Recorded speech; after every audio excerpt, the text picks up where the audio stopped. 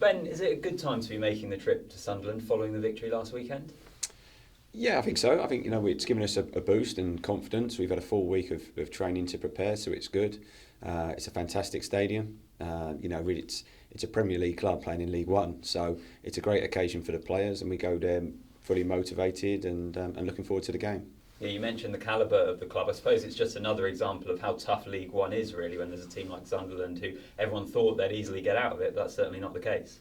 No, in terms of infrastructure, the size of the club, it's a huge club. They get better attendances than probably 5 or 6 clubs in the Premier League. So, we know what's awaiting us. We know they're in good form. We know it's a passionate crowd there, and there's going to be 30,000 fans. And in that respect, we need a good referee tomorrow. We need someone that's not going to be influenced, that's not going to be swayed by that crowd, and he's going to make good, strong decisions during the game. I always wonder, how much conversation do you have with referees prior to games? Is that something that happens at all?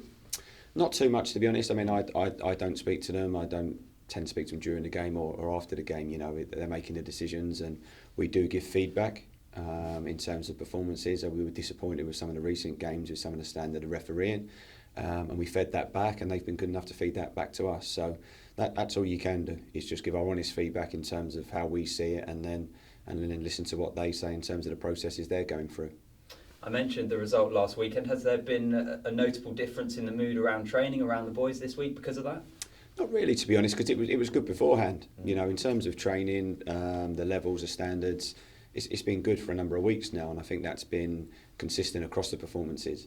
I think you always judge just on that result, but I actually think some of our performances before the win were actually better. So we're focused on the performances, keep getting those right, and then we our mindset is that results will then naturally follow. And Sunderland themselves are a side in great form at the moment. Yeah, very much so. They've been, the change of shape has helped them. Since they've changed shape, their form's been a lot better, and they've been a lot more resilient with that shape. They're not letting in as many goals. But we've worked on it this week, in terms of what they do. But also there's key areas that I think we can expose, and we've worked on that in detail this week. And training's been good. The players have all been excellent this week. The competition for places is getting fiercer and fiercer.